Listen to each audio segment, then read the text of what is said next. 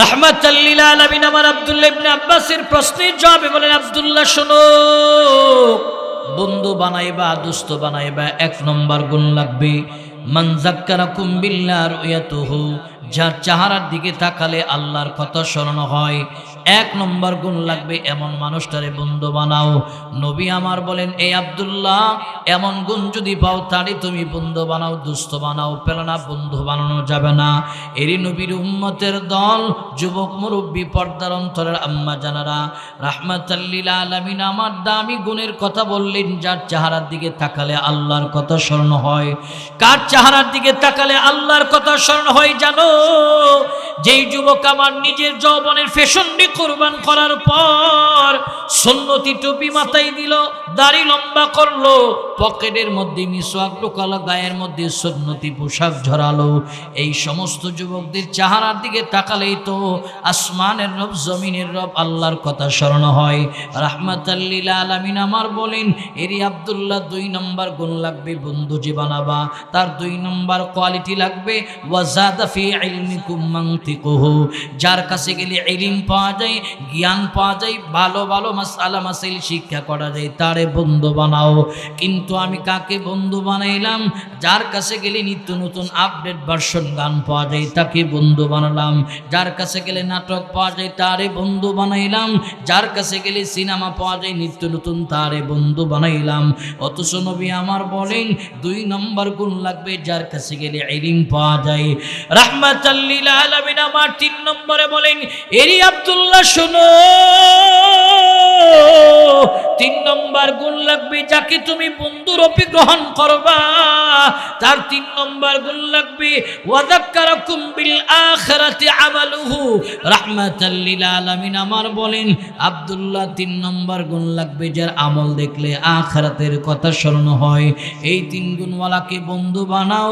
দান বানাইলে লাভ হবে কি জানো? নবী আমার বলে, দুনিয়ার জীবন সফল, পরকালীন জীবন সফল। পরকালও ভালো বন্ধুর সাথে আল্লাহর তৈরি জান্নাতের মেহমান। জোরে বলুন সুবহানাল্লাহ। এই 3টা দামি গুণের কথা রাসূল বলেন, কিন্তু আজকে আমরা এই 3টা কোয়ালিটি মেইনটেইন করে বন্ধু বানাই না, দোস্ত বানাই না। যদি 3 কোয়ালিটি মেইনটেইন করে বন্ধু না বানান, কপাল বড় খারাপ। আল্লাহ তাআলা আমার তেলাওয়াতকৃত আয়াতের ভিতরে আমাদেরকে চমৎকার একটা সবক দিচ্ছে, মেসেজ দিচ্ছে যে শোনো, বন্ধু খারাপ হওয়ার কারণে জান্নাতের মেহমানটা জাহান্নামে গিয়ে আফসোস করবে। একমাত্র কেবলমাত্র শুধুমাত্র তার সঙ্গ খারাপ ছিল। জান্নাতের মেহমানটা সঙ্গ খারাপ হওয়ার কারণে জাহান্নামে গিয়ে আফসোস করবে।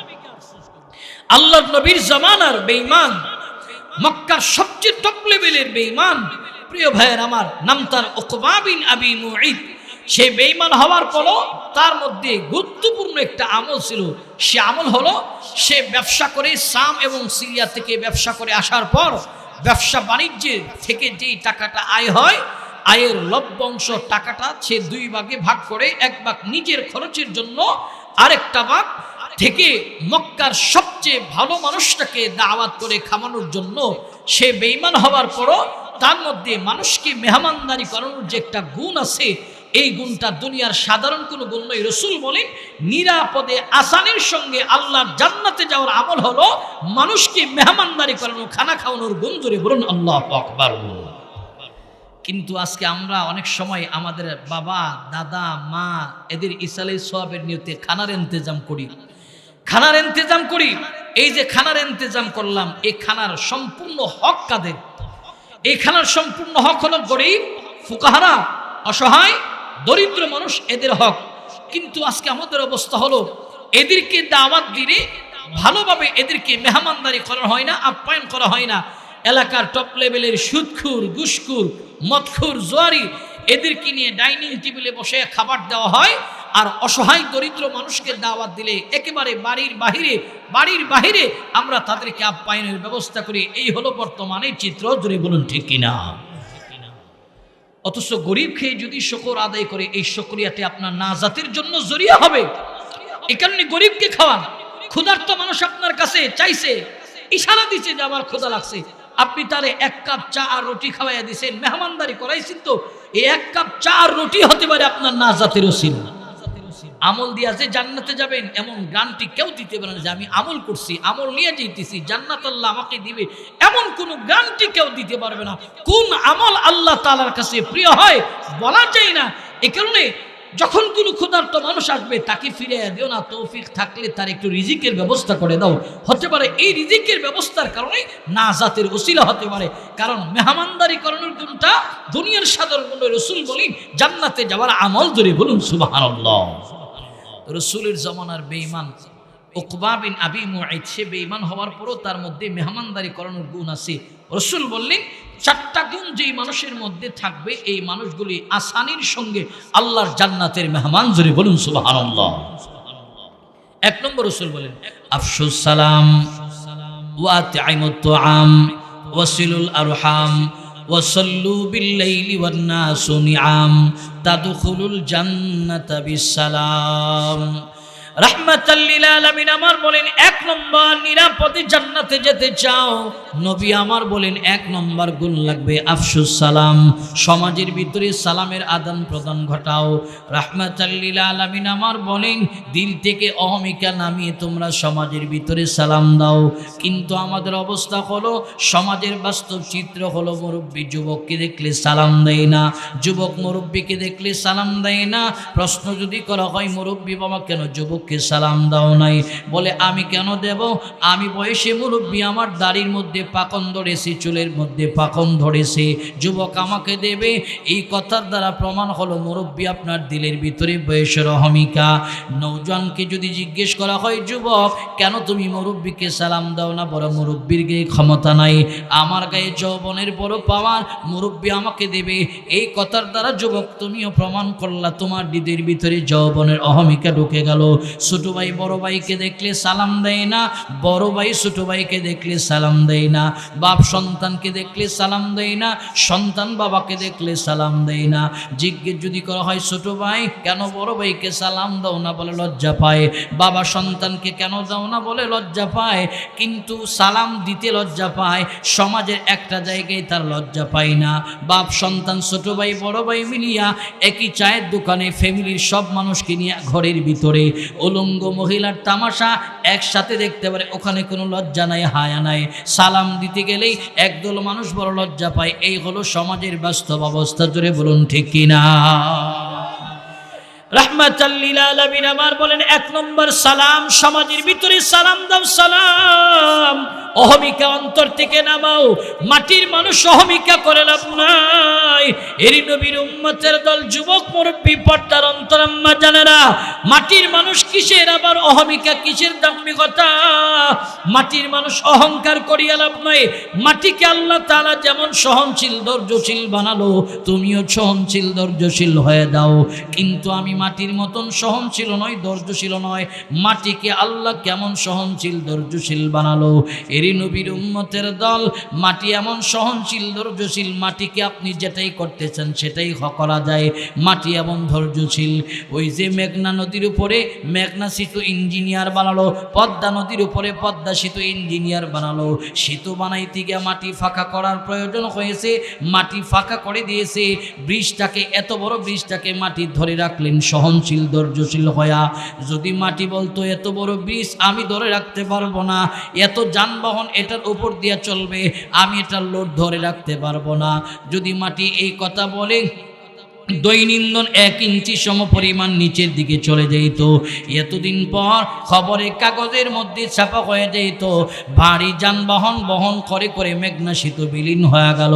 পদ্মা সেতু বিলীন হচ্ছে, হয়নি কেন? মাটিকে আল্লাহ তাআলা সহনশীল ধৈর্যশীল বানালো। অতএব আমিও মাটির মানুষ অহমিকা করিয়া লাভ নাই, দিল থেকে অহমিকা নামায়া নামায়া সালাম দাও। কারণ রাহমাতাল লিল আলামিন আমার বললেন সালাম এমন এক ঔষধের নাম। আমরা যখন রোগবালাই চলে আসি ডাক্তারখানায় আমরা ঔষধ আনার জন্য যাই, সেবন করি রোগবালাইয়ের জন্য।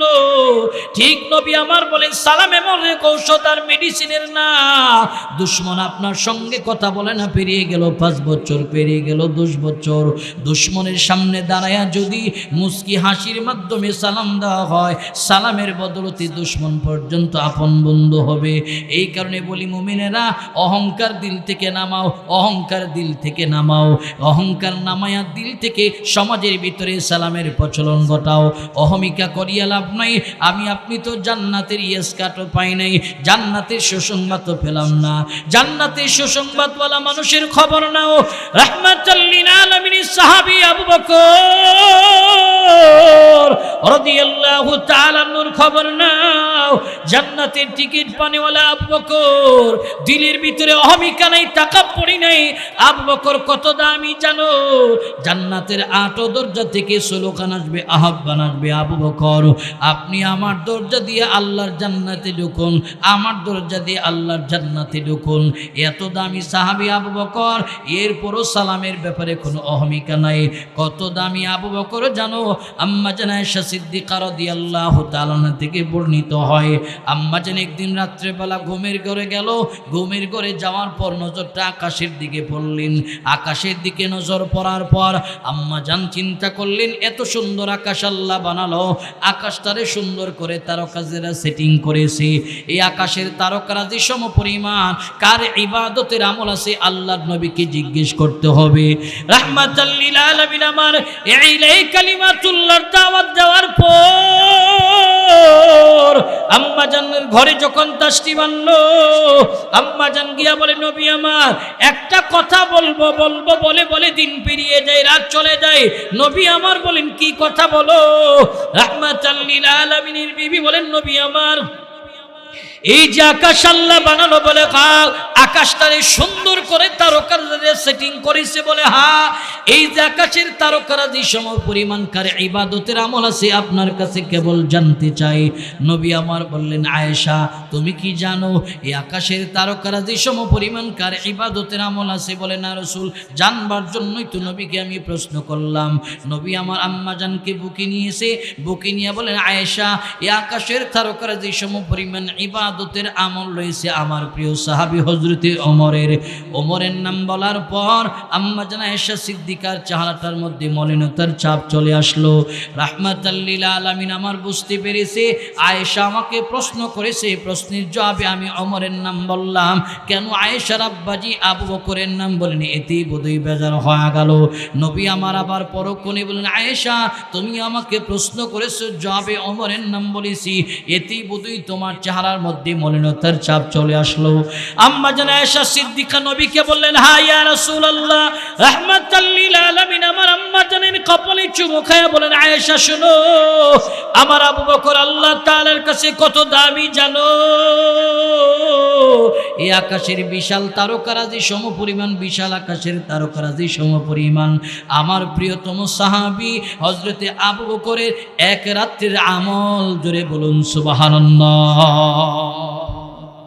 এক রাতের আমল আয়েশা আবু বকরের এক রাতের আমল হলো আকাশের তারকারাজি সম পরিমাণ। হযরতে ওমর প্রায় সময় সিদ্দিকে আকবরের কাছে গিয়ে বলতেন, আবু বকর আমার জীবনের সব আমল নিয়ে নাও, এর বদলতে তুমি আল্লাহ রাসূলের সঙ্গে গারে সুরে 3 দিন অবস্থান করেছিলে, ওই 3 রজনীর ইবাদতের আমল তুমি আমারে দিয়া দাও। জোরে বলুন আল্লাহু আকবার। এত দামি আবু বকর, সালামের ব্যাপারে কোনো অহমিকা নেই। কত দামি আবু বকর! আল্লাহ রসুল যখন মেরাজের রজনীতে জান্নাত জাহান্নাম ভ্রমণে গেছে, তো জান্নাতে গিয়ে দেখে কিছু বালাখানা আল্লাহ তাআলা খুব সুন্দর করে সাজিয়ে রাখছে। তো কৌতূহল জাগছে, এই বালাখানাগুলি কার জন্য বানাইছে? তো জিবরাইল কি বললেন, রাসূলুল্লাহ এই বালাখানাগুলি যাদের আপনি তাকে চিনেন, আপনি তার বংশমর্যাদা জানেন, বলে একটু বললে আমার জন্য সহজ হয়। রসুল ঠিক তখন জিবরাইল বলে, ইয়া রাসূলুল্লাহ এই জান্নাতের বালাখানা প্রথম যেটা দেখতেছেন এটা আপনার প্রিয়তম সাহাবী হযরতে আবু বকরের জন্য আল্লাহ বানাইছে। জোরে বলুন সুবহানাল্লাহ। পাশের যে বালাখানাটা দেখতেছেন এটা ওমরের বালাখানা। আল্লাহ তাআলার পক্ষ থেকে যারা সালাম পাইছে আবু বকরকে আল্লাহ রাসূল বলছে জান্নাতি, ওমর জান্নাতি, উসমান জান্নাতি, আলী জান্নাতি রাদিয়াল্লাহু তাআলা। এইভাবে জান্নাতি জান্নাতি ঘোষণা পাইছে। এরপর সালামের ব্যাপারে এদের দিলের ভিতরে অহমিকা নাই, দিল থেকে অহংকার নামে তারা সালাম নিতেন। তো হযরতে আবু বকর রাদিয়াল্লাহু তাআলা যাকে পাই তাকেই সালাম দেই, সিদ্দিকে আকবর যাকে পাই তাকেই সালাম দেই। হযরতে ওমর চিন্তা করলেন, এত দামি মানুষ আমারে দেখলে সালাম দেই, আমি একদিনও দিবার পারি নেই, কি করা যায়? হযরত ওমর চিন্তা করলেন, আবু বকর যে রাস্তা দিয়ে চলাচল করে ওই রাস্তার পয়েন্টে গোপনে গাছের ছায়ার নিচে দাঁড়ায় হইল হযরতে আবু বকরকে একদিন আগে সালাম দেওয়া লাগবে। জোরে বলুন সুবহানাল্লাহ। এই মনস্থ নিয়া সিদ্দিকে আকবরের চলার রাস্তায় গিয়ে দাঁড়াইছে। হযরতে আবু বকর নিচের দিকে নজর লাগিয়ে লাগিয়ে আসতেছে। হঠাৎ করে হযরতে আবু বকর চিন্তা করলেন, ওমর চিন্তা করলেন আরো কাছে আসুক, তখন সালাম দিয়ে দিব। এমন সময় সিদ্দিকে আকবরের নজরটা নিচের দিকে, নজর উপরের দিকে উঠছে। উপরের দিকে উঠার পর তাকায় দেখলেন হযরতে ওমর দাঁড়াইছে, দূর থেকে সালাম আলী দিয়েছে, আসসালামু আলাইকুম ওয়া রাহমাতুল্লাহি ওয়া বারাকাতুহু। ভাই ওমর কেমন আছো? জোরে বলুন সুবহানাল্লাহ। অহমিকা নেই। হযরতে ওমর এই সালাম শোনার পর দৌড়ে গিয়া ঝাঁপায়া আবু বকরকে ধরে বলতেছে, আবু বকর, জীবনের বহু তামান্না নিয়ে আসছিলাম আপনারে আজকে আগে সালাম দেওয়ার জন্য, আমার নসিব হলো না আপনাকে আগে সালাম দেওয়ার জন্য, আর বোধহয় আমি আর কোনো প্ল্যান করে আপনাকে আগে কোনোদিন সালাম দিতে পারবো না। হযরতে আবু বকর বললেন, ওমর আমি কেন আগে সালাম দিয়েছি জানো, দেওয়ার চেষ্টা করি জানো? কারণ রাসূল বলেছে যেই মানুষটা আগে সালাম দেই, বোঝা গেল সালাম দেওয়ার বদলতে তার দিলের ভিতরে অহমিকা নাই, দিলটা অহংকার থেকে পরিষ্কার। জোরে বলুন সুবহানাল্লাহ।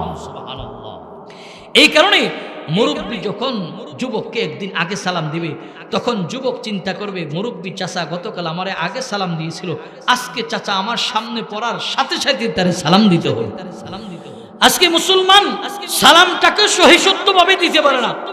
সালাম তো দেয়, কেউ সালাম দেয় আসসালামু আলাইকুম, কেউ সালাম দেয় সালাম আলাইকুম, সালামটাও সহিষ্ণুভাবে দিতে পারে না। দাবি করি মুসলমান, এই সালামটাও আমরা শিখি না, কিভাবে শুদ্ধ করে সালাম দিব সালামটাও আমরা জানি না, দিতে পারি না। এই কারণে সালামটাও শিকার চেষ্টা করি যে সহিষ্ণুভাবে সালামের প্রচলন করব, একটা সুন্নত জিন্দা করব। এই জমানাত তো সুন্নত বিলুপ্তি হইতেছে।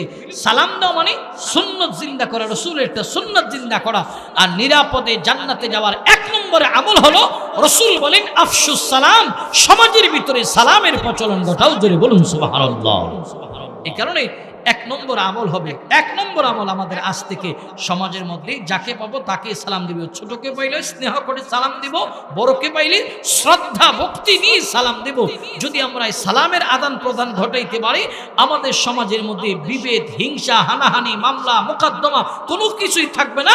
একে অপরের আপন হবে। একমাত্র মেডিসিন ব্যবহার করলে সেটা হলো সালাম। ঘরের ভিতরে ঢুকবেন, বিবিরে সালাম দিবেন, বের হবেন সালাম দিয়ে বের হন। কিন্তু আমাদের অবস্থা হলো, কিছু মানুষ আছে ঘরের ভিতরে বিবিরে গালি দিয়া ঢুকে, আবার চুলে কারাকারি করে ঘর থেকে বের হয়। এই হলো আমাদের সমাজের কিছু বিবাহিত পুরুষদের অবস্থা। জোরে বলুন ঠিক কিনা? স্বামী আর স্ত্রীর মধ্যে মহব্বত আর ভালোবাসা বাড়বে তো সালামের আদান প্রদান করুন, সালামের আদান প্রদান করুন। কোথাও গেছেন, ওপার থেকে টেলিফোন করছেন বিবির কাছে, সর্বপ্রথম সালাম দেন। সালাম দিলে মহব্বত বৃদ্ধি হবে, স্বামী আর স্ত্রীর ভালোবাসার বন্ধন আরো গভীর হবে।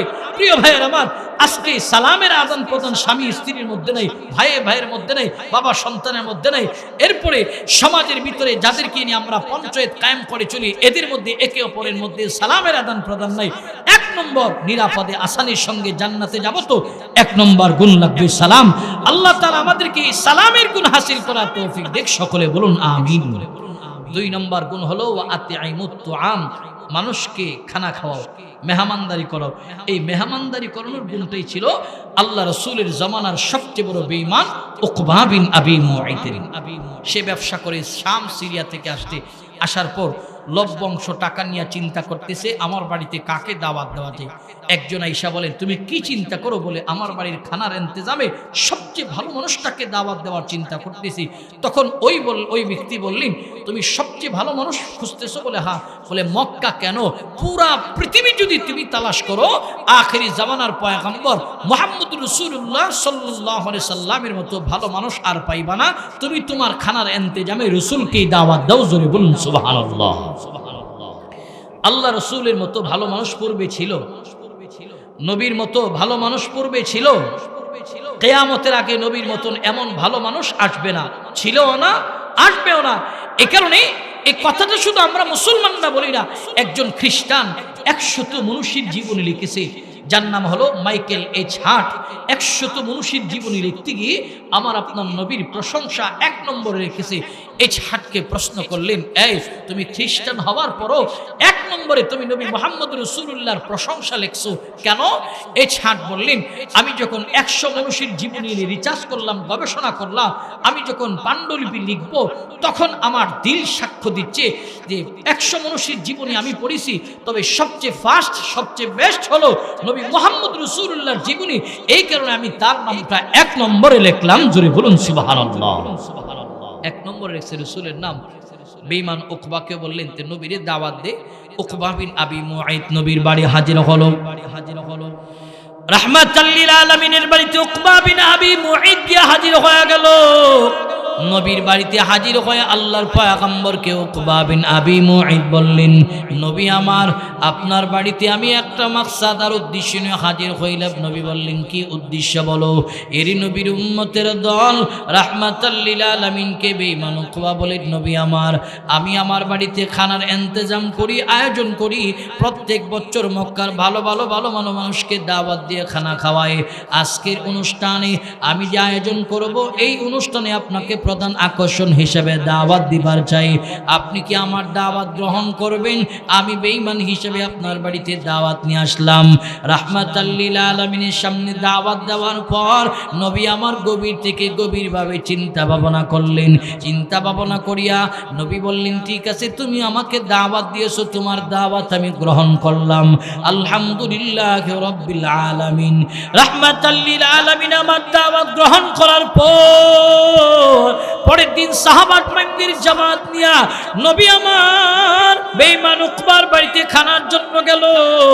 বেঈমান উকবার বাড়িতে নবী আমার যখন মেহমান হিসেবে আগমন করলেন, মেহমানের সামনে দস্তর দেওয়া হলো, খাবার দেওয়া হলো, খাবার সামনে চলে এসেছে। নবী আমার গভীর থেকে গভীর চিন্তা করতে আরম্ভ করলেন, উকবা আমাকে দাওয়াত দিয়েছে, সে হলো বেঈমান, আমি তার বাড়িতে এসেছি, লোকমা হাত দিয়া ধরলেই তো খাওয়া হয়ে যাবে, খাইলে চলবে না, সে যেহেতু বেঈমান তাকে একটা দাওয়াত দিতে হবে। কিসের দাওয়াত? বলে দুনিয়ার শ্রেষ্ঠ একটা দাওয়াত হলো লা ইলাহা ইল্লাল্লাহর দাওয়াত। রাহমাতাল লিল আলামিন আমার গভীর থেকে গভীর চিন্তা ভাবনা করিয়া উকবা বিন আবি মুআইতকে ডাকালো। উকবা বিন আবি মুআইত আমার নবীর সামনে হাজির হয়ে গেল। আল্লাহর নবীর সামনে হাজির হওয়ার পর আল্লাহ রাসূল বলেন, এরে উকবা শোনো, তুমি আমাকে দাওয়াত দিলা, আমি তোমার বাড়িতে খানা খাওয়ার জন্য আসছি, তোমার বাড়িতে খাবো।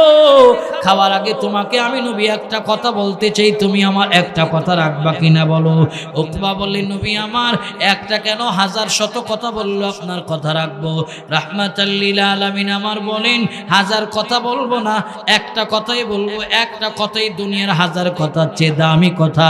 কি কথা নবী আমার? রাসূল বললেন, উকবারে, তুমি আসছো, দাওয়াত দিয়েছো, আমাকে খানার জন্য আসলাম, তোমারে দাওয়াত দিতেছি, পড়ো লা ইলাহা ইল্লাল্লাহু মুহাম্মাদুর রাসূলুল্লাহ। যদি এক আল্লাহকে স্বীকারোক্তি মেনে নাও, যদি আমাকে রাসূল হিসাবে স্বীকারোক্তি দাও, তারপরে তোমার বাড়িতে খাবো, আর না হয় আমি তোমার বাড়ি খাবো না। এখানে আমার আপনার জন্য শিক্ষণীয় পালনের বিষয় হলো, আমি নামাজিকে বেনামাজি দাওয়াত দিতে পারে, বেনামাজির ঘরে খাওয়া যাবে না, খাওয়ার আগে নামাজের তালকিন আর দাওয়াত দিকে লোকমা খাইতে হবে। সুদখোর আমাকে দাওয়াত দিবে, ঘুষখোর দাওয়াত দিবে, খাওয়া যাবে না, আগে তারে 100 থেকে 100 ওয়াদা করাইতে হবে যে আপনি এইগুলি ছাড়বেন, এরপরে আপনার ঘরে খাবো। যদি আজকে সমাজের ভিতরে এমন একটা আইন করা যেত যে সুদখোর যদি মারা যায়, আমাদের মসজিদের ইমাম জানাজা পড়াবে না, ঘুষখোর মারা গেলে ইমাম যাবে না, বেনামাজি মারা গেলে ইমাম জানাজার নামাজ পড়াবে না, এমন আইন যদি প্রতিটা সমাজের পঞ্চায়েত করতে পারত, তাহলে সমাজের ভিতরে একজনও বেনামাজি থাকতো না, একজনও সুদখোর থাকতো না, একজনও ঘুষখোর থাকতো না, সব মসজিদমুখী হয়ে যেত, জীবন পরিবর্তন করত। রাহমাতাল লিল আলামিন আমার বলেন, খাবো যদি তুমি কালিমা পড়ো। এই কথা বলার সঙ্গে সঙ্গে উকবা বিন আবি মুআইত বললেন, নবী আমার, আপনি কালিমা পড়ার কথা বলেছেন, আমি পড়ে নিলাম লা ইলাহা ইল্লাল্লাহু মুহাম্মাদুর রাসূলুল্লাহ সাল্লাল্লাহু আলাইহি ওয়া আলিহি ওয়াসাল্লাম। যেই মাত্র নবীর সামনে কালিমা পড়েছে, আল্লাহর পয়গম্বর আনন্দে আত্মহারা হয়ে চোখের পানি ছেড়ে দিলেন। কারণ কান্না হলো দুই ধরনের, একটা দুঃখের কান্না আর একটা সুখের কান্না। সুখের কান্না আপনারা কোথায় দেখবেন? এয়ারপোর্টে মাঝে মধ্যে আপনারা অনেকে যান, এয়ারপোর্টে যখন সন্তান 10 বছর পরে প্রবাস থেকে ফিরে আসে, বাবাকে দেখার পর সন্তানও কান্না করে, সন্তানও বাবাকে জড়িয়ে জড়িয়ে বাবা কান্না করে সন্তানকে জড়িয়ে, এটা সুখের কান্না। রাহমাতাল লিল আলামিন আমার কালিমা পড়ার পর নবী আমার সুখের কান্না আরম্ভ করে দিলেন।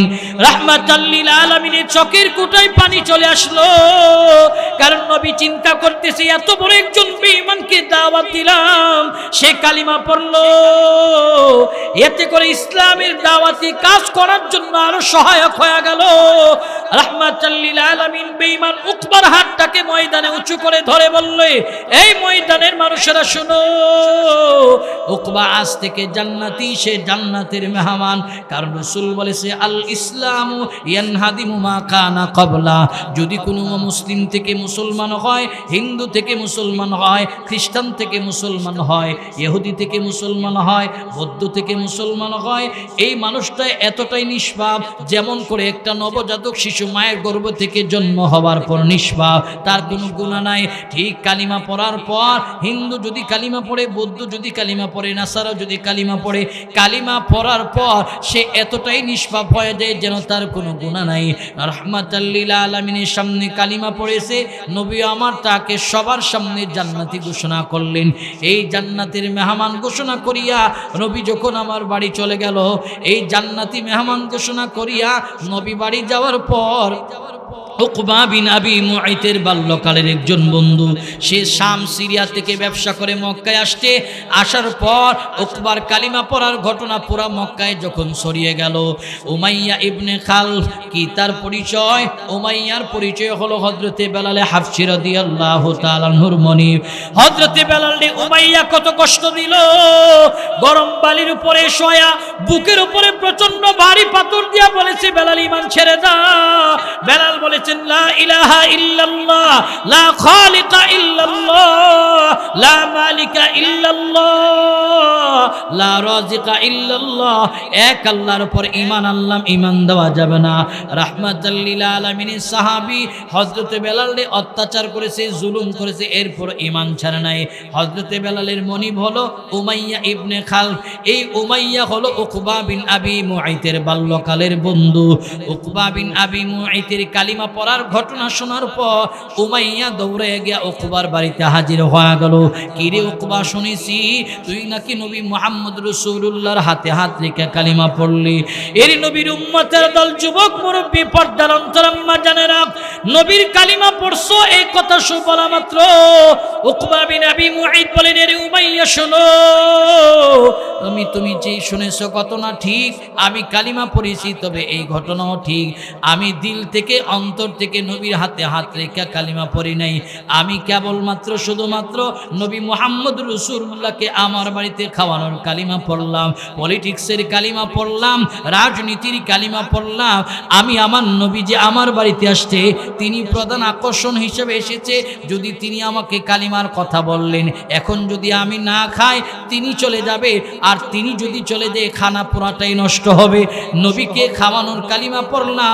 বিশ্বাস কর, আমি অন্তর থেকে, হৃদয় থেকে কালিমা পড়ি নেই। জোরে বলুন নাউযুবিল্লাহ। উকবা বিন আবি মুআইত এই কথা বলার পর উমাইয়া আশ্চর্য হয়ে গেল, যে তুই বলস কি, যে দিল থেকে বলস নাই? বলে না। তাহলে প্রমাণ দে। বলে প্রমাণ কি লাগবে বল?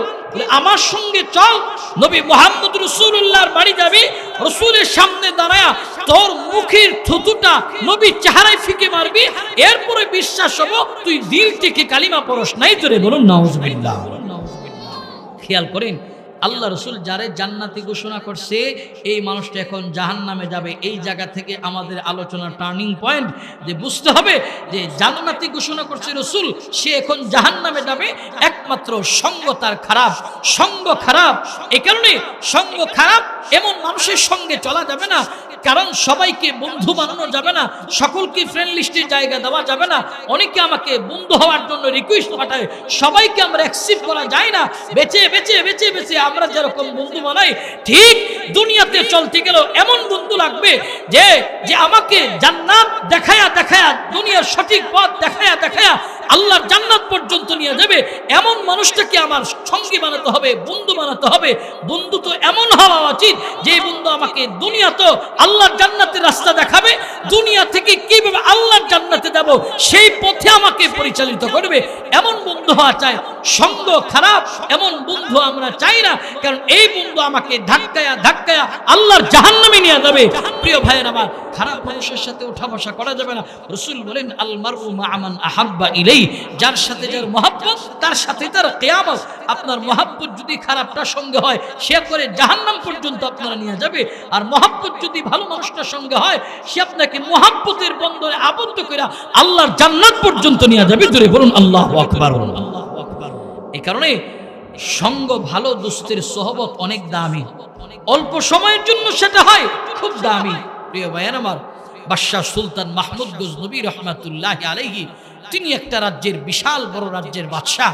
সুলতান মাহমুদ গজনবী রহমাতুল্লাহি আলাইহি, তিনার একটা অভ্যাস ছিল, রাতের অন্ধকারে ছদ্মবেশে তিনার প্রজাদের খবর নেওয়ার জন্য তিনি প্রতি রাত্র একটা শিডিউল তার ছিল, রাজ্যের মধ্যে ঘোরাফেরা করতেন। সুলতান মাহমুদ গজনবী রহমাতুল্লাহি আলাইহি একদিন রাত্রেবেলা ঘুম থেকে ওইটা রাজ্যের মানুষের খবর নিয়ে তাহাজ্জুদের ওয়াক্ত হচ্ছে, এমন সময় পুকুর ঘাটে গেছে উযু বানানোর জন্য। যেই মাত্র উযু বানাইতে গেছে, সুলতান মাহমুদ গজনবী উযু করতেছে, এমন সময় তাকায় দেখে পুকুরের ওই পারে চারজন যুবক কি যেন তারা ফিস ফিস করে আলোচনা করতেছে।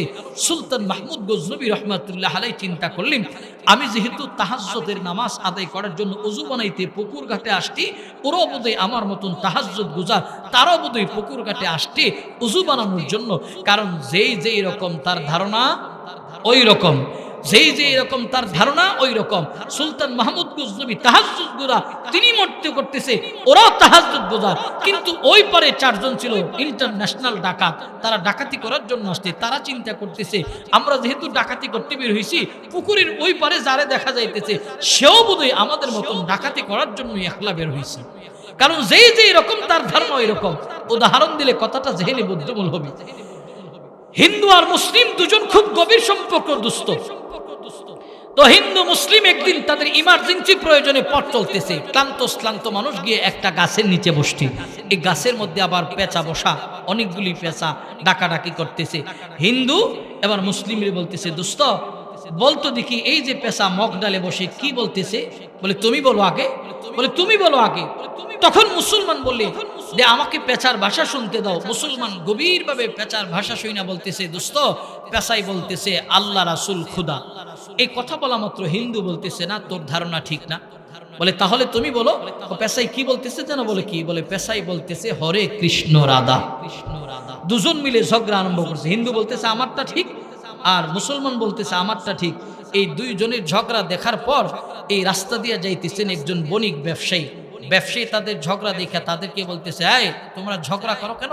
বলে আমাদের মধ্যে যে ঝগড়াটা চলতেছে, পারলে আপনি একটু সমাধান দিয়ে যান। বলে কি সমাধান? বলে আমাদের মধ্যে পেঁচার ভাষা নিয়ে ঝগড়া চলতেছে। বলে পেঁচার ভাষা নিয়ে ঝগড়া কেন? বলে কে কি বললা? বলে মুসলমান বলেন আল্লাহ রাসূল খুদা, আমি হিন্দু বললাম হরে কৃষ্ণ রাধা। বণিক ভাই আপনি দয়া করে একটু পেঁচার ভাষা শুনে একটু সমাধান দেন। বণিক গভীরভাবে পেঁচার ভাষা শুনতেছে। পেঁচার ভাষা শুনা হিন্দু মুসলিমরে ডেকে বললেন, তোমরা কি জানো পেঁচাই কি বলতেছে? বলে কি? বলে পেঁচাই বলতেছে পেঁয়াজ রসুন আদা। কারণ বণিকের কাজই হলো পেঁয়াজ রসুন ব্যবসা বাণিজ্য করা। বণিক এই কথা বলার পর তিনজন মিলে মানে কিলাকিলি লাগছে। হিন্দু মুসলিম বণিক তিনজন মিলে কিলাকিলি করতেছে। দুপুর বেলা এই দিক দিয়ে রাখাল যাইতেছে তার জমিতে হাল চাষ করার জন্য। রাখাল এই তিনজনের ঝগড়া দেখে বলতেছে, এই তোমরা ঝগড়া করো কেন? কিসের জন্য ঝগড়া করো? বলে রাখাল ভাই আমাদের মধ্যে পেঁচার ভাষা নিয়ে দ্বন্দ্ব চলতেছে, পারলে সমাধান দেন। বলে কি সমাধান? বলে তাহলে আমাকে শুনতে দাও পেঁচার ভাষা। রাখাল খুব গভীরভাবে শুনছে। বলে কে কি বললা? ও হিন্দু বলেছে হরে কৃষ্ণ রাধা, মুসলমান বলছে আল্লাহ রাসূল খোদা, বণিক বলছে পেঁয়াজ রসুন আদা। তুমি বলো তো সঠিকটা। এবার রাখাল গভীর চিন্তা ভাবনা করে উত্তর একটা বের করছে, বলে তোমরা কি জানো পেশাই মগ ডালে বসে কি বলতেছে? বলে পেশাই বলতেছে গরু, ছাগল, গাধা। এই কথা বলা মাত্র 4 জনের মধ্যে ঝগড়া আরম্ভ হয়েছে। ঝগড়া এক পর্যায়ে বণিক ব্যবসায়ী মুরব্বী মানুষ ছিলেন, বলতেছে এই ঝগড়া করার দরকার নাই, এই বিষয়টার সমাধান দরকার। বলে মুসলমান যেহেতু তার ধারণা ঠিক, হিন্দু যেহেতু যে হিন্দু হরে কৃষ্ণ নিয়ে ব্যস্ত থাকে তার ধারণা ঠিক, বণিক যেহেতু ব্যবসায়ী সারাদিন পেঁয়াজ রসুন আদা নিয়ে ব্যস্ত থাকে তার ধারণা ঠিক, আমি যেহেতু রাখাল মানুষ আমার ধারণাও ঠিক। অতএব এই কথার দ্বারা প্রমাণ হলো যেই রকম তার ধারণা হয় ওই রকম। প্রিয় ভাইয়ের আমার, সুদখোর ভালো মানুষকে দেখলে সুদখুরি মনে করে, ঘুষখোর ভালো মানুষকে দেখলে ঘুষখুরি মনে করে, বেনামাজি নামাজিরে দেখলেও মনে করে হে বেনামাজি, কারণ তার ধারণা সে এইরকম, কোয়ালিটি এইরকম। সুলতান মাহমুদ গজনবী চিন্তা করলেন আমি তাহাজ্জুদ গুজার, ওরাও তাহাজ্জুদ গুজার, ওরা চিন্তা করছে আমরাও ডাকাত তিনিও ডাকাত। সুলতান মাহমুদ গজনবী এদের কাছে গেলেন, যাওয়ার পর জিজ্ঞেস করলেন এই কে তোমরা বলতে দিদি 4 ডাকাত মিলে বলতেছে হ্যাঁ আপনারা চিনছি, বোধহয় আপনি আমাদের সাথে ডাকাতি, আপনি একলা ডাকাতি করতে বের হয়েছিলেন, আমরাও 4 জন ডাকাতি করতে বের হয়েছি, আমরা 4 জন আর আপনাকে আমাদের দলে যদি নেই হবে 5 জন মিলে আমরা আজকে ডাকাতি করব। তো সুলতান মাহমুদ গজনবী এদের এই কথা শুনে নিজের পরিচয় একটু গোপন করছে, গোপন কইরা বলতেছে ঠিক আছে তোমরা ডাকাতি করতে বের হয়েছে? বলে হ্যাঁ। সুলতান মাহমুদ গজনবী রহমতুল্লাহ আলাইহি বলেন তাহলে কার বাড়িতে তোমরা আজকে সিদ্ধান্ত করেছো কোন এরিয়াতে যাইবা ডাকাতি করার জন্য? তারা বলতেছে যে আমরা আজকে ডাকাতি করার পূর্ব মিশন নিয়ে এসেছি, এই রাজ্যের যিনি বাদশা সুলতান মাহমুদ গজনবীর বাড়িতে আজকে গিয়ে আমরা হামলা দেব। যার বাড়িতে হামলা দিবে তাকে তারা বন্ধু বানাইছে। এই যে হুটহাট করে বন্ধু বানানো যাবে না, তারা কিন্তু সুলতান মাহমুদ গজনবী দাঁড়াইছে, পরিচয়টা জিজ্ঞেস করার দরকার ছিল, কে আপনি, কি আপনার পরিচয়, কি করেন আপনি, এটা না জিজ্ঞেস করে তাকে ফ্রেন্ড লিস্টে জায়গা দিয়েছে, মনে করছে আমাদের মতো নেই। প্রিয় ভাই আমার, সুলতান মাহমুদ গজনবী আরো পরিচয় গোপন করছে, পরিচয় গোপন করে বলতেছে বাদশার বাড়িতে ডাকাতি করবো? বলে হ্যাঁ। কি যোগ্যতা আছে? বাদশার বাড়িতে করার সিকিউরিটি গার্ড আছে, দারোয়ান আছে, পাহারাদার আছে, প্রহরী আছে অনেক, কি যোগ্যতা তোমাদের আছে? আমরা যোগ্যতা নিয়েই বের হয়েছি। 1 নম্বর ডাকাত বলতেছে আমার যোগ্যতা হলো হাতে। বলছে আবার কি? হাত দিয়া ধরলে তালা খোলে। মাশাআল্লাহ, চমৎকার যোগ্যতা। সুলতান মাহমুদ গজনবী 2 নম্বর চোরকে বলে তোমার যোগ্যতা কি? 2 নম্বর চোরকে আমার যোগ্যতা হলো নাকে। বলে এটা আবার কি? বলে নাক দিয়া গ্রান নিয়ে বলতে পারি বাড়ির সোনা দানা রূপা কোথায় আছে, টাকা পয়সা কোথায় আছে। চমৎকার যোগ্যতা। 3 নম্বর চোরকে বলা হয় তোমার কি যোগ্যতা? বলে আমার যোগ্যতা হলো বাড়ি গৃহপালিত যে প্রাণীগুলি আছে যখন শব্দ করে তারা কি বলতেছে এমন ভাষা আমি পাণ্ডিত্য অর্জন করেছি। সুলতান মাহমুদ গজনবী মুস্কি হেসে দিয়ে চমৎকার, তোমার যোগ্যতা, তোমার দরকার আছে, তুমি আমার কাছাকাছি থাকবা। 4 নম্বর ডাকাতকে বলে তোমার কি যোগ্যতা? বলে আমার যোগ্যতা হলো চোখে দিনের বেলা রাত্রের বেলা যাকে দেখি দিনের আলোতে ঠিক তাকে চিনি, চিনতে কোনো ভুল করি না। সুলতান মাহমুদ গজনবী বললেন তোমাদের চমৎকার 4 জনের 4টা যোগ্যতা।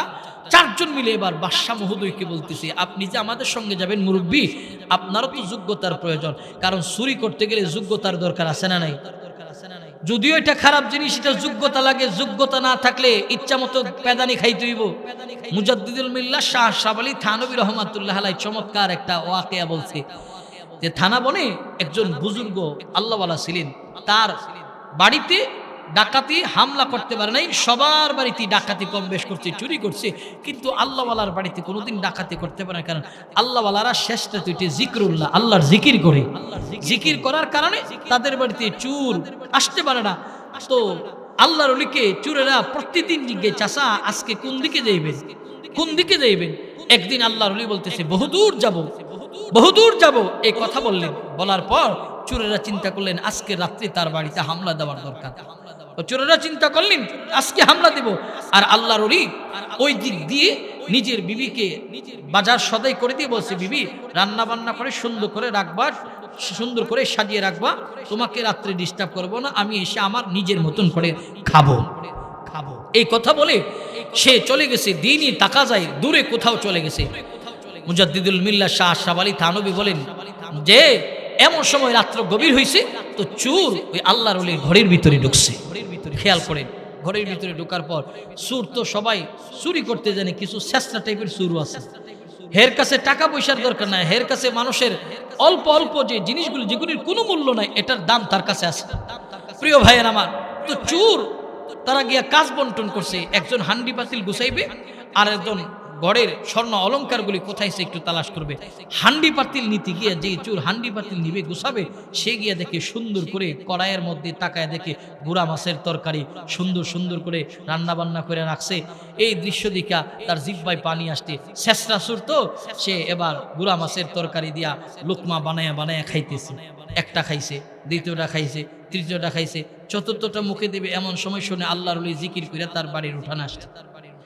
এমন সময় সুরেরা করবে কি, দুই সুর বলতেছে কি করা যায়, তুই সেলিনের উপরে উঠ। কারের উপরে উঠছে, 2 নাম্বারটাও ঢুকছে খাটের নিচে। আল্লাহর ওলি ঘরের ভিতরে ঢুইকা দেখে যে বিবি ঘুমাই রয়েছে আর হান্ডি পাতিলগুলি এলোমেলো অবস্থায়, তরকারি এলোমেলো অবস্থায়, খাবার এলোমেলো অবস্থায়। আল্লাহর ওলি তার বিবির বলতেছে, বিবি তোমার না বইলা গেছি সুন্দর করে এগুলি গুছায় রাখবা, সাজায় রাখবা, এলোমেলো অবস্থা করে রাখছো কেন? বিবি কায়া ঘুম, ঘুম কয়েক ধরনের, একটা হচ্ছে করে মৃত্যু সজ্জা ঘুম, ওর সামনে দিয়ে ট্রাক্টর গেল সে কইতে পারে না। আর কিছু আছে কায়া ঘুম, তার সামনে দিয়ে আপনি কি বলতেছেন আবার সে জবাবও দিয়ে ঘুমে থেকে। তো আল্লাহর ওলির বিবি ঘুমাই নাই, কায়া ঘুমে আছে। বলতেছে, স্বামী আপনার জন্য সুন্দর করে এই বাজার সদাই রান্না বান্না করে রাখছে কিনা এটা উপরওয়ালাই ভালো জানে। উপরওয়ালাই যে ভালো জানে। উপরে যে সেলিনের উপরে এক সুর ছিল, সুর হে মনে করছে আল্লাহর ওলির বিবি আমারে বোধহয় দেখছে। উপর থেকে আল্লাহর ওলির ডাকে গেছে, বস উপরওয়ালাই যা জানে নিচে যেটা আছে সেইটা আরো বেশি জানে। তো আল্লাহর ওলি উপরটারও বাইর করছে, নিচেরটারও বাইর করছে, নিচেরটারে বাইর করে উপরটার বাইর করে ইচ্ছা মতো পেদানি দিছে। উপরওয়ালাই বললেই তোরে বোঝানোর দরকার কি? প্রিয় ভাইয়ের আমার, এই কারণে চুরি করতে গেলেও যোগ্যতা লাগে, যদিও খারাপ জিনিস, আর না হয় পেদানি দিবে। তো সুলতান মাহমুদ গজনবীর তার জিঙ্গে যোগ্যতা আছে বলে আছে। কি যোগ্যতা? আমার যোগ্যতা দাড়িতে, দাড়িটা যদি ডান দিকে হেলাই ফাঁসির কাষ্টের আসামি মাপ, বাম দিকে হেলাইলে জেলখানার আসামি মাপ। হিকমতপূর্ণ জবাব দেওয়ার পর তারা বুঝতে পারেন এই তিনি যে এই রাজ্যের বাদশাহ। তারা বললেন, হ্যাঁ আপনার মতন লোকই তো আমরা তালাশ করতেছি, আপনাকে আমাদের দরকার। আজকে এই ডাকাতের সর্দার আপনি আমাদেরকে ইস্তেকবাল করে নিয়ে যাবেন বাদশার বাড়িতে। খেয়াল করেন জাসপারতাল কোন কিন্তু ফ্রেন্ড লিস্টে জায়গা দেয়, বিপদ সামনে আসে না নাই। বাদশারে ডাকাতির লিডার বানাইছে সুলতান মাহমুদ গজনবী রহমাতুল্লাহ আলাইহি।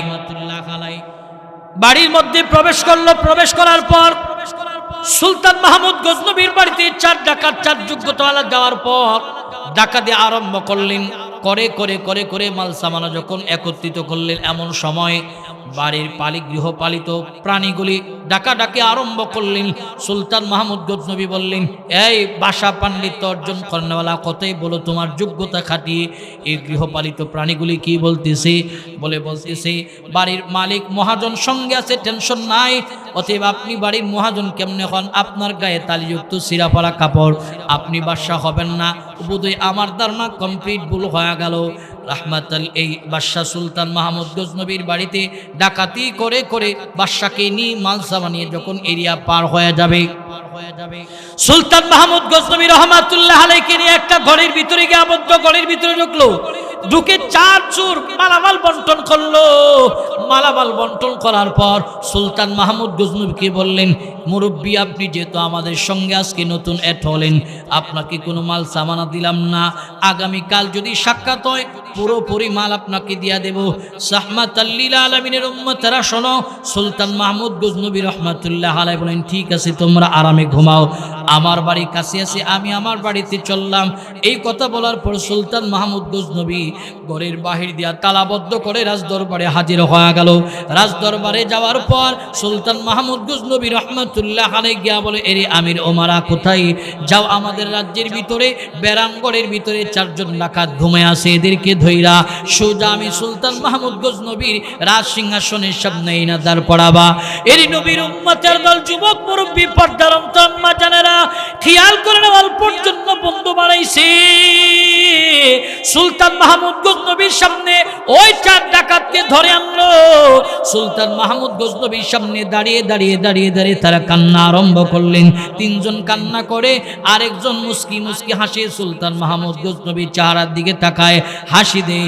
বাদশা বলেন, এরে তোমার হাসার কারণ হলো গতকাল রাত্রে আমরা যখন চুরি করার জন্য বের হয়েছিলাম, আমরা 4 জন চোরের 4টা বিশেষ যোগ্যতা ছিল, 3 জনের 3টা যোগ্যতা ছিল, আর আমি ছিলাম 4 নম্বর। আমার একটা যোগ্যতা ছিল দিনের বেলায় যা রাত্রের অন্ধকারে যারে দেখি দিনের আলোতে ঠিক তারে আমি চিনতে ভুল করি না। গতকাল রাত্রে আমরা 4 জন ছিলাম, আর 4 জনের সঙ্গে যে বৃদ্ধ মানুষটা ছিলেন তিনি হলেন আপনি বাদশা সুলতান মাহমুদ গজনবী রহমাতুল্লাহ আলাইহি। আপনি বাদশা সুলতান মাহমুদ গজনবী ছিলেন। অতএব গতকাল রাত্রে আপনি আমাদের বন্ধু ছিলেন, সঙ্গী ছিলেন, আপনি আমাদের কাছের মানুষ ছিলেন। বন্ধু হিসাবে পরিচয় দিয়া আমাদের সঙ্গে ডাকাতি করার জন্য আসছিলেন। আমরা 4 যোগ্যতার পরিচয় দেওয়ার পর আপনি একটা যোগ্যতার পরিচয় দিয়েছিলেন। আমরা বিপদে পড়লে আপনি ডান দিকে হেলাইলে ফাঁসির কাষ্ঠের আসামি মাপ, বাম দিকে দাঁড়িয়ে হেলাইলে জেলখানার আসামি মাপ। অতএব আমরা বিপদে পড়েছি, আমরা আপনার বন্ধু ছিলাম, দোস্ত ছিলাম, মাফ করে দেন, আর জিন্দেগিতে আমরা এই কাজ করব না। সুলতান মাহমুদ গজনবী মুস্কি হেসে দিয়া বলেন, ঠিক আছে, অল্প সময় যেহেতু তোমার সংস্রবে ছিলাম, তোমরা আমারে বন্ধু বানাইছিলা, আমি তোমাদেরকে বন্ধু বানাইছিলাম অল্প সময়ের জন্য। এই বন্ধুর খাতিরে আমি সুলতান মাহমুদ গজনবী তোমাদেরকে মাফ করে দিলাম। এরই নবীর উম্মতের দল এই ঘটনা বলার কারণ হলো অল্প সময় ভালো মানুষের সহবতে গেল। ভালো মানুষের সহবতে যাওয়ার পর এই দুনিয়াবি ফায়দা হলো, এই কারণে আখিরাত বি ফায়দা। দুনিয়াবি যদি ফায়দা পেতে চাও ভালো মানুষের সঙ্গে চলো। এমন বন্ধুকে বন্ধু বানায় না যে বন্ধু তোমার টাকা পয়সা আছে, টাকা পয়সা যতক্ষণ আছে, বন্ধু বান্ধব আছে, এমন বন্ধুর দরকার নাই। এমন বন্ধু বানাও রাত 2টা বাজে ফোন দিয়েছো ইমার্জেন্সি প্রয়োজনে, দেখবে না রাত 2টা বাজে, দেখবে না রাত 3টা বাজে তোমার দরজায় বন্ধু হাজির হয়ে যায়। এমন মানুষটারে বন্ধু বানাও। আর না হয় পেপার পত্রিকার পাতায় আপনারা দেখেন, স্বার্থে আঘাত লাগলে বন্ধুর বুকের মধ্যে গুলি করে দেয়, ছুরি চালায়া বস্তাবন্দি করে, আগুনে পুড়াইয়া দেয়, রেল লাইনের পাশে পুঁতে রাখে। এমন বন্ধুর কোনো প্রয়োজন নাই। এমন বন্ধু বানাও যে বন্ধু আমার প্রতিটা কথা তার কাছে আমানত থাকবে, প্রতিটা কথার হেফাজত করবে। বন্ধু আমার প্রতিটা কথার হেফাজত আমানত রেখে রেখে আমাকে আল্লাহর জান্নাত পর্যন্ত নিয়ে যাবে, এমন মানুষটারে বন্ধু বানাও। এরই মুসলমান যুবক মুরব্বী পর্দার অন্তরাম্মা জানে না, এই কারণে ভালো মানুষটারে বন্ধু বানাও। কারণ খারাপ মানুষের সঙ্গে চলে চলে চলে চলে এই দেহ গাড়িটা নষ্ট করলে চলবে না।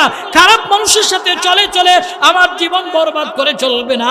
রাহমাতাল লিল আলামিন আমার বলেন, উম্মত তোমাদের কাছে 5টা জিনিস চলে আসার আগে আগে 5টা জিনিসকে তোমরা গনিমত মনে করো।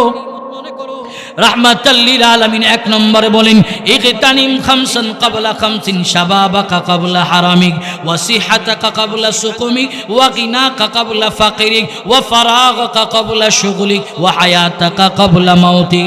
1 নম্বর হলো নবী আমার বলেন, অবসর 1 নম্বর রাসূল আমার বলেন, শাবাবাকা ক্বাবলা হারামিক, বার্ধক্য আসার আগে আগে যুবক তুমি তোমার যৌবনের গাড়িটার কদর করো, কদরদানি করো। আজকে যৌবনের হাত বড় সবল, তার কদরদানি নাই। যৌবনের জবান বড় সবল, কদরদানি নাই। যৌবনের চোখ বড় সবল, কদরদানি নাই। যৌবনের সব কিছু অঙ্গ প্রত্যঙ্গ সবল, তার কদরদানি আমার নাই। যুবকরে আব্বাজির চেহারার দিকে তাকাও। আমার বাবা তো এই এলাকার একজন যুবক ছিল, আজ বৃদ্ধা হয়ে গেল। বাবার দাড়িটা সাদা হয়ে গেল, চুলগুলি সাদা হয়ে গেল, দাঁতগুলি খসে খসে খসে খসে পড়ে গেল, চামড়াগুলি ঢিলা হয়ে গেল। ঠিক আমিও এমন আছি, আমি একদিন এদের মতন হয়ে যাব। এই কারণে নবী আমার বলেন, বার্ধক্য চলে আসার আগে আগে যৌবনের কদর করো। রাহমাতাল লিল আলামিন আমার 2 নম্বরে বলেন, ওয়াসিহাতাকা ক্বাবলা সুকুমি, অসুস্থতা চলে আসার আগে আগে সুস্থতার কদর করো। আজকে অনেক মানুষ অসুস্থ অবস্থায় বিছানায় পড়ে, আল্লাহ তাআলার কাছে একটু সুস্থতার দোয়া চায়, হসপিটালের বেডে সে সুস্থতার দোয়া চায়।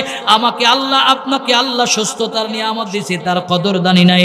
নবী আমার 3 নম্বরে বলেন ওয়াফারবি আমার 3 নম্বরে বলেন তোমার কাছে টাকা আছে, পয়সা আছে, ধন আছে, সম্পদ আছে, তা থাকা অবস্থায় তুমি কদরদানি করো। সম্পদ টাকা পয়সা হারায় গেলে কান্না করলে কোনো লাভ হবে না, কারণ আল্লাহ পাক রব্বুল আলামিন সম্পদওয়ালাকে উপর 10 তলা থেকে নামায়া গাছতলার মধ্যে নিয়ে আসে, গাছতলার মানুষটারে 10 তলায় নিয়ে ঘুম পাড়ায়। সেই ক্ষমতা আল্লাহর আছে। এই কারণে টাকাওয়ালা ভাই, পয়সাওয়ালা ভাই, টাকা আজ আছে তো কাল থাকবে না। সম্পদ থাকা অবস্থায় এর কদরদানি করো, এর কদরদানি করো। রাহমাতাল লিল আলামিন আমার 4 নম্বরে বলেন ওয়া ফারাগা ক্বাবলা শুগুলি, অবসর সময়ের কদর করো, কর্মব্যস্ততা আমার কাঁধে চাপ দেওয়ার আগে আগে। এরই যুবক অবসর সময় পেয়েছো, এই সময়টারে কাজে লাগাও। আজকে অবসর সময় ক্রিকেট খেলায় কাটাইলা, ফুটবল খেলায় কাটাইলা, ব্যাডমিন্টন খেলায় কাটাইলা, বন্ধু বান্ধবের আড্ডায় কাটা। ডানে বামে বন্ধু বান্ধব দেখো, কেউ কিন্তু তোমার আপন নয়। আমার হিসাব আমাকেই দিতে হবে, আমার হিসাব কবরে আমাকেই দিতে হবে। আমার কবরে আমার বন্ধু যাবে না, আমার আত্মীয় স্বজন কেউ যাবে না। আজকে চতুর্দিকে বন্ধু বান্ধব দেখো, যদি আজকে রাত্রে ঘুমের ঘরে মরণ হয়, মসজিদের মাইক দিয়ে এলান হয়ে যাবে অমুক পাড়ার তমুক যুবক দুনিয়া থেকে বিদায় হয়ে গেল। সব বন্ধু বান্ধব খবর শুনিয়া তোমার বাড়িতে হাজির হবে। আপনজনেরা মিলিয়া তোমাকে জানাজার নামাজের টাইম সিলেক্ট করবে, জানাজার নামাজ পড়াবে। কেউ যাবে বাঁশবাগানে বাঁশ আনার জন্য, কেউ যাবে দোকানে কাফন আনার জন্য, কেউ যাবে কবর খনন করার জন্য। কয়েক ঘন্টার ভিতরে তোমাকে আমাকে দাফন কাফন করা হবে। যেই বন্ধু বান্ধবের সঙ্গে হায়াতের মূল্যবান সময় কাটাইলা, এই বন্ধু বান্ধব তোমার জানাজার মাঠ পর্যন্ত যাবে, কবর পর্যন্ত যাবে, কিন্তু কবরের ভিতরে ঢুকবে না। তোমার কবরে গিয়া বন্ধু বান্ধব তোমার আমলের হিসাব দিবে না, তোমার হিসাব তোমাকেই দেওয়া লাগবে। এই কারণে বলি অবসর সময়ের কদর করো, কদর করো। বন্ধুর আড্ডায় কাটাইও না, ক্রিকেট খেলায় কাটাইও না, ফুটবল খেলায়, ব্যাডমিন্টন খেলায় কাটাইও না। অবসর সময়ের জন্য কিন্তু একদিন কান্না করা লাগবে। কোন দিন জানো? যেদিন হায়াত ফুরিয়ে যাবে সেদিন অবসর সময়ের জন্য কান্না করা লাগবে। সেদিন কর্মব্যস্ততা চাপ দিবে, বন্ধু বান্ধবের সাথে এখন গল্প করার সময় আছে, ঘন্টার ঘন্টা। এমন একটা সময় আসবে ফ্যামিলির ব্যস্ততা, পরিবারের ব্যস্ততা, তখন বন্ধুর সাথে 5 মিনিট বসে বসে বসে বসে গল্প করার সময় পাইবা না। ধরতেও তোমারে পাবে না, ছইতেও তোমাকে পাবে না, কারণ বলবো আমার ফ্যামিলির ব্যস্ততা আছে, দায়িত্ব আছে, জিম্মাদারি আছে। এই কারণে নবী বলেন অবসর সময়ের কদর করো, কর্মব্যস্ততা আসার আগে আগে। রাহমাতাল লিল আলামিন আমার 5 নম্বরে বলেন ওয়া হায়াতাকা ক্বাবলা মাউতি, হায়াতকে কদরদানি করো, মৃত্যু তোমার দরজায় আসার আগে আগে। মরণ আসবে, মরণ নিশ্চিত, কিন্তু সময়টা অনিশ্চিত। বহু যুবক আসছে স্বপ্ন নিয়ে ঘর থেকে বের হয়, ঘরে ফিরে আসতে পারে না। কত যুবক স্বপ্ন নিয়ে ঘুমায় আর ঘুম থেকে উঠতে পারে না রে মুমিন। কত মানুষ স্বপ্ন নিয়ে বহু জায়গায় দৌড়ঝাঁপ করে, তার স্বপ্নগুলি গাড়ির নিচে চাপা পড়ে যায়, কারো স্বপ্নগুলি আগুনে পড়ে যায়, কারো স্বপ্নগুলি পানিতে নিষ্পিত হয়ে যায়। অতএব আমার আপনার স্বপ্ন আছে, স্বপ্নগুলি পূরণ নাও হতে পারে। এই কারণে মৃত্যু আসার আগে আগে আগে আগে আমার হায়াত নামের গাড়িটাকে কদর করতে হবে। হায়াত নামের গাড়িটা কিভাবে চালাইবা? হায়াত নামের গাড়িটা চালাইতে গিয়ে সাবধানতা অবলম্বন করো।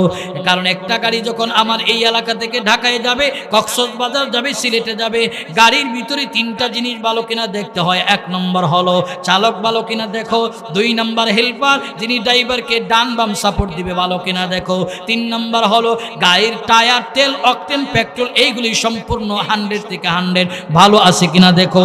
3 জিনিসের সমন্বয়ে একটা গাড়ি কক্সবাজার যাবে, ঢাকায় যাবে, সিলেটে যাবে। 3 জিনিসের মধ্য থেকে একটা যদি দুর্বল হয়, এই গাড়ি নিয়ে কক্সবাজার যাওয়া যাবে না, সিলেটে যাওয়া যাবে না, ঢাকায় যাওয়া যাবে না। ঠিক আল্লাহ পাক আমার হায়াত নামের গাড়ি দিয়েছে, এই হায়াত নামের গাড়িটা চালাও তো 3টা জিনিসের সমন্বয়ে হায়াত নামের গাড়ি চালাও। 1 নম্বর হলো আমার হায়াত নামের গাড়িটার ভিতরে আমার একজন তালিমি মুরব্বী লাগবে, যিনি আমাকে কোরআন সুন্নাহ মোতাবেক সবক দেবে। এই সবক মেনে মেনে মেনে মেনে আমি আমার আল্লাহর জান্নাতের পথে হাঁটবো। 2 নম্বর হলো হায়াত নামের গাড়িটার ভিতরে কুফর মুক্ত, বিদআত মুক্ত, শিরিক মুক্ত আমল লাগবে, যেটাকে আমলে সালেহ বলা হয়, নেক আমল, কোনো সন্দেহ নাই, এমন আমল লাগবে। 3 নম্বর হলো হায়াত নামের গাড়িটার ভিতরে সাবধান, ভালো দুস্তরে যাত্রী হিসাবে নাও, খারাপ বন্ধু ভিতরে যদি যাত্রী হিসাবে নাও, এই গাড়ির ভিতরে ঢুইকা তোমার এই গাড়িটারে জাহান্নামের দিকে নিয়ে যাইবে। কারণ গাড়ির ভিতরে যদি যাত্রী একজন খারাপ হয়, পুরা গাড়ির যাত্রীদেরকে সে পাগল করে তোলে। ঠিক হায়াত নামের গাড়িটাও দামি গাড়ি, এই গাড়িটারে চালায়া যদি আল্লাহর জান্নাতে যেতে চাও, ভালো দোস্ত লাগবে, বন্ধু লাগবে। রাহমাতাল লিল আলামিনের জামানার বেঈমান উকবা বিন আবি মুঈত উমাইয়া কি যে নবীর বাড়িতে গিয়ে হাজির হলো। এর নবীর উম্মতের দল, যুবক মুরব্বি, পর্দার অন্তর আম্মা জানেন, শুনো, নবীর বাড়ি নবীর চেহারা এত সুন্দর। আম্মা জানা আয়েশা সিদ্দিকা বলেন, প্রতিটি মানুষের একটা চাঁদ আছে যেটা আকাশে উদিত হয় রাত্রের বেলা, আর আমি আয়েশার একটা চাঁদ আছে যেটা রাত্রের বেলা আমি আয়েশার ঘরের মধ্যে উদিত হয়। তার মানে রাসূলের চেহারায় চাঁদের চেয়েও সুন্দর। জোরে বলুন আল্লাহু আকবার।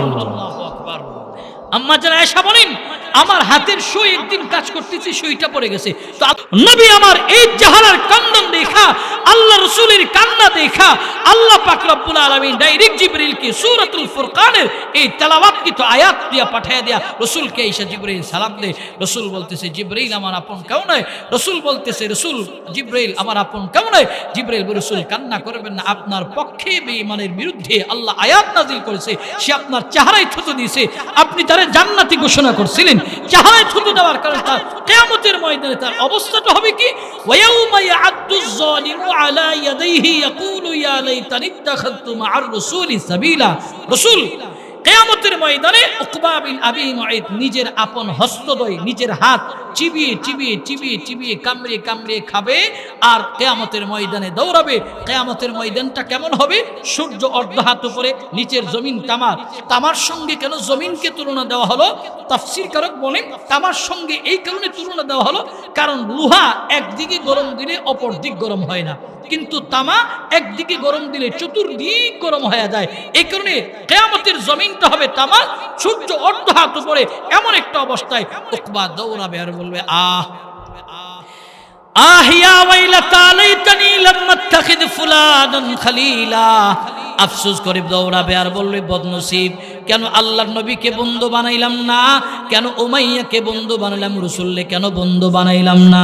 সেদিন হাত কামড়াবে। ঠিক আমাদের একদল মানুষ কিয়ামতের ময়দানে তারা মাথায় থাপ্পড় দিবে আর বলবে, কেন আলেমরে বন্ধু বানাইলাম না, কেন মাদ্রাসার তালেবে আজিজকে বন্ধু বানাইলাম না, কেন মসজিদের ইমামরে বন্ধু বানাইলাম না, কেন মুয়াজ্জিনকে বন্ধু বানাইলাম না। ওই দিন কান্না করে করে করে করে কোনো লাভ হবে না। এই কারণে দুনিয়া থেকে ভালো মানুষটারে বন্ধু বানাও। লাভ হবে কি জানো? আল্লাহওয়ালা বুজুর্গ আলেম দ্বীন মাদ্রাসার তালেবে আজিজ এদেরকে সঙ্গী বানাইলে এদের সঙ্গে আল্লাহর জান্নাতে যাওয়া যাবে। জোরে বলুন সুবহানাল্লাহ। এই কারণে আজ থেকে আমাদের সঙ্গ ভালো লাগবে, ভালো মানুষের সঙ্গে ওঠা বসা করা লাগবে, দাস পাড়তাল করে বন্ধু বানানো লাগবে। প্রিয় ভাইয়ের আমার, মাদ্রাসার উলামা ইকরামকে মহব্বত করা লাগবে। এই যে পারোয়ারা উত্তরপাড়া আলহাজ আব্দুল ওয়াহাব ফুরকানিয়া মাদ্রাসা, এটা আপনাদের কাছে আমানত। এই মাদ্রাসার প্রত্যেকটা ছাত্রকে আপনারা ভালোবাসতে হবে, উস্তাদদেরকে মহব্বত করতে হবে, মসজিদ ইমামকে মহব্বত করতে হবে, ভালোবাসতে হবে, এদের কাছে আসতে হবে, বসতে হবে। অবসর সময়গুলি এদের সহবতে গিয়া অন্তত বাপ মারা যাবে যে জানাজার দোয়াটা আছে, এই দোয়াটা বাবার লাশটা নিয়ে যে পড়বেন, দোয়াটা শিখেন, দোয়াটা শিখেন। বাবারে লাশটা সামনে নিয়ে দোয়া যে পড়বেন, অনেক মানুষ এই দোয়াটাও জানে না।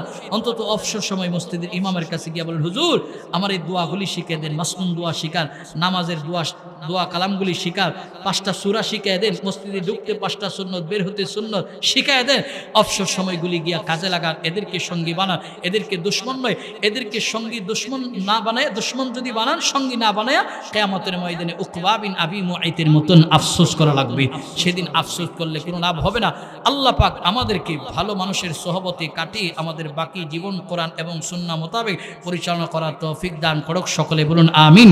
প্রিয় ভাইয়ের আমার, নিরাপদে জান্নাতে যাওয়ার 2 নম্বর গুণ বলেছি। 3 নম্বর গুণ ওয়াসিলুল আরহাম, আত্মীয়তার সম্পর্ক যেই দিকে আছে, বংশের সম্পর্ক যেই দিকে আছে, শিকড় যেই দিকে আছে, এদের সাথে বৎসরে 1বার হলো 2বার হলো যোগাযোগ মেনটেন করে আত্মীয়তার সম্পর্ক আমরা ছিন্ন করব না, আত্মীয়তার বন্ধনকে ঠিক রাখবো। কিন্তু এমন এক জমানায় আসছি, চাচা ভাতিজার সাথে কথা কই না, ভাতিজা চাচার সাথে কথা কই না, ফুফুর সাথে তার বাইপুতেরা কথা বলে না। এই হলো বর্তমানের চিত্র। না, আত্মীয়তার সম্পর্ক ছিন্ন করা যাবে না। রাসূল আমার 4 নম্বরে বলেন, ওয়াসাল্লু বিল লাইলি ওয়ান নাসু নিআম। যখন আমাদের এলাকার মানুষগুলি ঘুমের ঘরে থাকে, রাতের এক অংশ ওইটা তাহাজ্জুদের উযু বানায়া তাহাজ্জুদে দাঁড়ায়া আল্লাহর সঙ্গে কথা বলো, নামাজ পড়ো, দোয়া করো। রাসূল বলে চারটা গুণ যে মানুষের মধ্যে থাকবে, তাদখুলুল জান্নাতা বিসসালাম, তারা নিরাপদে আল্লাহর জান্নাতের মেহমান। জুড়ে বলুন সুবহানাল্লাহ। চারটা দামি গুণের আলোচনা করলাম, তিনটা কোয়ালিটি মেনটেন করে বন্ধু বানাতে হবে। এই মোটামুটি আমরা কিছু অগুচানো কথা, এলোমেলো কথা বললাম, সব কথা লিল্লাহি, আল্লাহর জন্য বলেছি। আপনারা ঠান্ডা রজনীতে রব্বানা যালামনা আনফুসানা ওয়া ইল্লাম তাগফির লানা ওয়া তারহামনা লানাকুনান্না মিনাল খাসিরিন। ربنا آتنا في الدنيا حسنة وفي الآخرة حسنة وقنا عذاب النار. ربنا لا تزغ قلوبنا بعد إذ هديتنا وهب لنا من لدنك رحمة إنك أنت الوهاب. আয় রব্বুল আলামিন, গভীর রজনীতে উম্মতের যোগ্য বুজুর্গ উলামা ইকরামদেরকে নিয়ে, সাদাদারিওয়ালা মুরব্বীদেরকে নিয়ে, নওজোয়ান যুবক ভাই, পর্দার অন্তরের মা বোনদেরকে নিয়ে আমি গুনাহগার হাত বাড়াইলাম। আজকের এই মাহফিলে যার হাত পছন্দ হয়, কবুল হয়, তার হাতের উসিলা করে আমাদের জিন্দেগির সব গুনাহগুলিকে তুমি মাফ করিয়া দাও। জীবনে যত গুনাহ করেছি, জানা অজানা, ইচ্ছে অনিচ্ছে, শিরকি বিদআতি, সব গুনাহের উপরে শর্মিন্দা লজ্জিত হয়ে হাত বাড়াইছি। আল্লাহ, বাড়ি ফিরার আগে আগে তুমি আমাদেরকে বেগুনাহ মাসুম বানায় বাড়িতে ফিরিয়ে দাও। আয় রব্বুল আলামিন, আমাদের এই মজমার অসুস্থ রোগীদেরকে শিফা আজালা দায়মা নসিব ফরমাও। অভাবীদের অভাব দূর করে দাও, পেরেশানওয়ালার পেরেশানি তুমি দূর করে দাও। চাকরিজীবীর চাকরিতে বরকত দাও, ব্যবসায়ীর ব্যবসার মধ্যে তুমি বারাকা বাড়াইয়া দাও। এই এলাকার আসমানি গজব আসমানে উঠায় নাও, জমিনি গজব মাটির নিচে দাফন করে দাও। আল্লাহ, আয় রব্বুল আলামিন, আজকের সম্মেলনটি উসিলা করিয়া এই এলাকার যত মোদ্দাগান অন্ধকার কবরে সেই তো সেই সকলের কবরে আযাব মাফ করে দিয়ে কবরটারে জান্নাতের বাগান বানায়া দাও। রব্বুল আলামিন, মাদ্রাসায় যারা দান ও খয়রাত করেছে, এদের দানগুলি তুমি কবুল আর মঞ্জুর ফরমাও। মাদ্রাসার যত হাজাত জরুরত আছে গায়েব থেকে পুরা করিয়া দাও। আয় রব্বুল আলামিন, আমাদের এই মজমার মুরব্বিদেরকে হযরতে আবু বকরের মতন আবেদ হিসাবে কবুল করো। আল্লাহ, নওজোয়ান আমার যুবক ভাইদেরকে খালিদ বিন ওয়ালিদ, হযরতে ওমরের মতো ইসলামের জন্য কবুল করো। আয় আল্লাহ, এই এলাকার ছোট ছোট মাসুম বাচ্চাদের ঈমান আমলের জিম্মাদার হয়ে দাও। পর্দানিশী অনেক মা বোনেরা হাত বাড়াইছে, আমার পর্দানিশী মা বোনদেরকে আম্মাজান খাদিজার মতো বানায় দাও, আমেনার মতো বানায় দাও, ফাতেমার মতো বানায় দাও। আয় রব্বুল আলামিন, জীবনের এমন কোনো মুনাজাত বাদ নাই যে মুনাজাতে আব্বা আম্মার কথা বলা হয়নি। তোমার মায়ার নজর দিয়া তাকাও। এই মজমার ভিতরে কে জানি ইতিম, কে জানি মাহারা, কে জানি বাবারা, কে জানি নিজের বাবার নিজ হাতে কাফনে মোড়াইছে রে আল্লাহ, কে জানি নিজের মারে কাফন পরা অবস্থায় দেখছে। আয় আল্লাহ, কে জানি নিজের বাবার খাটুলটা নিজের কাঁধে উঠাইছে। আয় আল্লাহ, তামাম পৃথিবীর খবর মুহূর্তের ভিতরে লওয়া যায়, কিন্তু বাড়ির বাগানে বাবারে শোয়াইছি, মারে শোয়াইছি। এই শীতের রজনীতে আমাদের যখন ঠান্ডা লাগে, কম্বল একটা দুইটা তিনটা দিয়ে মুড়ি দিয়ে ঘুমায়, কিন্তু কবরের পাশে বাবারে দিয়ে জিজ্ঞেস করতে পারিনি, বাজান কবরে শোয়াইছি, ঠান্ডা লাগে কিনা মা, ঠান্ডা লাগে কিনা জিজ্ঞেস করতে পারি নাই। আয় আল্লাহ, আমাদের এই মজমায় আমাদের যাদের মা বাবা নাই, আমাদের আব্বা আম্মার কবরটারে জান্নাতের বাগান বানায়া দাও। আমাদের যাদের মা বাবা বেঁচে আছে, দীর্ঘ লম্বা নেক হায়াতে তৈয়বা দান করে দাও। আয় রব্বুল আলামিন, আয় আল্লাহ, আমাদের যাদের সন্তান নাই, নেককার আওলাদ দাও। যাদেরকে সন্তানাদি দিয়েছো, সন্তানগুলির দিনদার হিসেবে কবুল করিয়া দাও। আয় রব্বুল আলামিন, আমাদেরকে এক এবং নেক বানায়া দাও। আজকের সম্মেলনের পিছনে যারা অর্থ করে দিয়েছে, টাকা পয়সা বুদ্ধি শ্রম দিয়েছে, খানা খাওয়াইয়া সহযোগিতা করেছে, আয় আল্লাহ, সকলের এই শ্রমগুলির তুমি কবুল করিয়া লও। বাংলাদেশের শান্তির দেশ হিসেবে কবুল করিয়া লও। আয় রব্বুল আলামিন, আমরা এখানে যারা হাত বেড়েছি, জীবনে একবার হলো বাইতুল্লাহ জিয়ারা করার তৌফিক দাও। তোমার বন্ধুর রওজা আতহারের সামনে দাঁড়ায়া দিল থেকে সালাতু সালাম দেওয়ার তৌফিক দাও। যে ছাত্রটা পাকড়ি নিয়েছে, তারে হক্কানি রব্বানি আলেম দ্বীন হিসাবে কবুল করিয়া লও। আয় আল্লাহ, খাস করে হাফেজ সাহেব হুজুরের হায়াতে বরকত দাও। এই প্রতিষ্ঠানের হার জিম্মাদারি আদায় করে যেন চলতে পারে সেই তৌফিক দাও। আয় আল্লাহ, এই মাদ্রাসার সভাপতি যারা রয়েছে, কমিটিবৃন্দ যারা রয়েছে, সকলের হায়াতে তুমি বারাকা বাড়াইয়া দাও। আয় রব্বুল আলামিন, এই মাদ্রাসাকে এই এলাকার নাজাতের জরিয়া হিসেবে কবুল করিয়া লাও। আমাদের দোয়াকে নবীর তোফাইলে কবুল করিয়া লাও। আয় রব্বুল আলামিন, এই এলাকার যারা প্রবাসী, প্রবাস জীবন তুমি সুখময় শান্তিময় করিয়া দাও। হার কিসিমের বালা মুসিবত থেকে আমার এই এলাকার প্রবাসী সহ বাংলাদেশের প্রবাসীদেরকে হেফাজত করো আল্লাহ রব্বুল আলামিন। আয় আল্লাহ, প্রবাসীদের কষ্ট চোখে না দেখলে বোঝা যায় না। 40 ডিগ্রি রৌদ্রতে তারা কাজ করে দেশের অর্থনীতি চাকা সচল করতেছে আল্লাহ। দেশের সন্তান তুমি সহি সালামতে আবার মায়ের কুলি ফিরিয়ে দিও। এই এলাকার যুবকরা যারা বেকার, চাকরি নেই, চাকরির ব্যবস্থা করে দাও।